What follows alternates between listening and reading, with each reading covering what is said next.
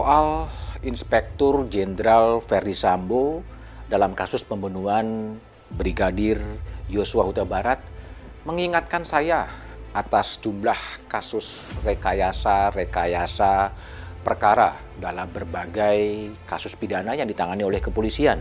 Menurut penyelidikan kepolisian, Sambo memerintahkan pembunuhan terhadap ajudannya sendiri Yosua Huta Barat. Bahkan dilakukan di kediamannya sendiri. Rasanya pembunuhan seorang ajudan oleh seorang polisi berpangkat Jenderal Bintang 2 akan tercatat dalam sejarah kelam kepolisian. Kenapa? Dibunuh harus di rumahnya sendiri. Masih menurut penyelidikan kepolisian, Sambo merekayasa kasus pembunuhan itu. Dalam konstruksi awal, Sambo berdalih terjadi tembak-menembak antar polisi atau polisi tembak polisi. Tetapi kemudian menjadi pembunuhan terhadap Yosua Huta Barat, di mana Sambo menjadi dalang. Upaya pengamanan terhadap pembunuhan ini coba dilakukan oleh Sambo dengan cara memerintahkan ajudan-ajudannya, memerintahkan divisi propam, memerintahkan kepolisian untuk membersihkan TKP, menghilangkan jejak-jejak pembunuhan. Akibat dari itu semua hampir lebih dari 60 orang polisi yang kemudian diperiksa oleh tim sus. Apakah ada dugaan pidana atau dugaan pelanggaran etik? Pengakuan Sambo ini mengejutkan.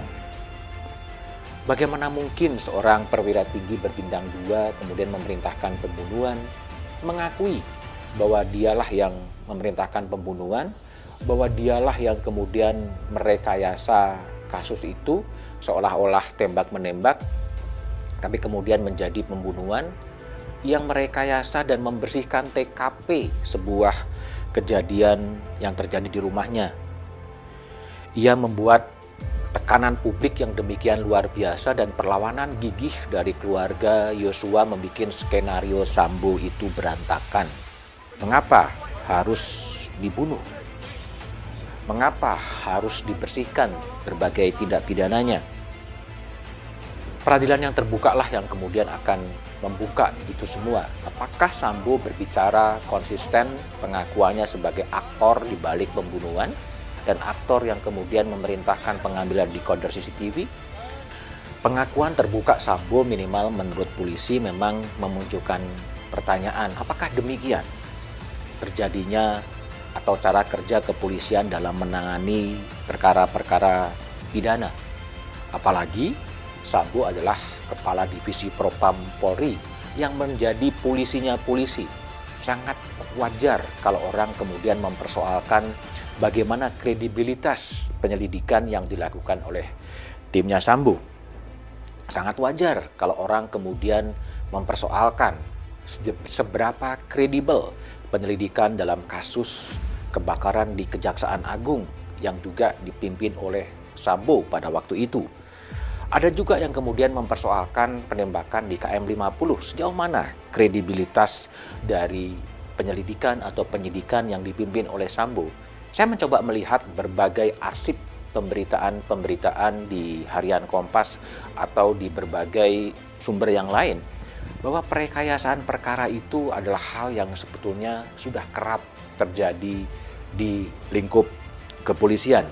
Pembunuhan wartawan Bernas Fuad Muhammad Syafruddin di tahun 1996 di Bantul. Udin menulis dengan kritis apa yang terjadi di Bantul dan kemudian dibunuh oleh orang yang tidak dikenalnya. Tekanan publik, tekanan media kemudian mendorong kepolisian untuk mengungkap kasus Udin. Dan yang diajukan adalah Dwi Sumaji alias Iwi. Tapi di pengadilan itu kemudian bebas.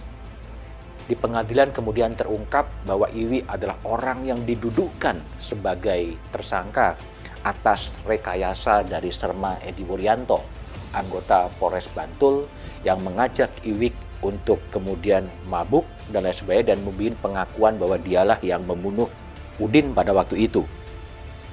Saya juga teringat akan kisah buku Lingah Pacah di Ketapang di Kalimantan Barat. Lingah dan Pacah dihukum karena pembunuhan terhadap pamor. Berita itu sempat menghiasi Kompas pada waktu itu, dan juga ada dalam buku Elegi Penegakan Hukum. Ini adalah contoh-contoh konkret bagaimana peradilan sesat terjadi di tanah air, bahwa Lingah dan Pacah bukanlah pembunuh pamor, bukanlah pembunuh pamor. Yang membunuh adalah orang lain yang namanya Asun. Terjadi salah siapa yang akan membunuh, dan itu adalah rekayasa dari pihak kepolisian. Publik juga masih ingat kasus pembunuhan buruh pabrik Marsinah di Sidoarjo. Sejumlah orang kemudian diinterogasi, sejumlah orang kemudian diperiksa, tapi kemudian 9 orang kemudian dibebaskan oleh Mahkamah Agung di level kasasi. Ada juga kasus Sum Kuning di Yogyakarta. Ada kasus Sengkon Karta di Bekasi pada tahun 74. Melihat kisah Sambo yang merekayasa perkara, mengingatkan bahwa rekayasa-rekayasa dalam kasus pidana itu kerap terjadi. Tentunya tidak semuanya demikian, ada kasus yang ditangani secara benar. Tapi permasalahannya adalah pelajaran apa yang bisa dipetik dalam kasus Sambo. Sambo akan dihukum, Sambo akan diberhentikan sebagai polisi, ya mungkin akan diberhentikan sebagai polisi. Tapi apa pelajaran yang bisa dipetik agar perekayasaan perkara ini tidak kembali terjadi dan kemudian terjadi? Dalam kasus Sengkon dan Karta, pada waktu itu, kemudian melahirkan sebuah terobosan baru yang namanya peninjauan kembali. Seseorang yang kemudian terbukti, ada bukti baru, kasusnya bisa ditinjau kembali. Tanpa ada pelajaran yang dipetik, energi bangsa yang hampir 1 bulan dihabiskan untuk kasus Sambo seakan tidak bermakna apa-apa. Reformasi harus diwujudkan di tubuh kepolisian. Tapi reformasi seperti apa? Reformasi kultural atau reformasi organisasi? Bagaimana juga dengan perwira-perwira anggota-anggota kepolisian yang diperintahkan oleh Sambo, baik untuk ikut dalam pembunuhan, baik dalam ikut untuk membersihkan TKP, apakah kemudian mereka juga harus menanggung akibat dari itu semua? Banyak hal pekerjaan rumah yang kemudian harus dilakukan oleh Kapolri Jenderal Listio Sigit Prabowo.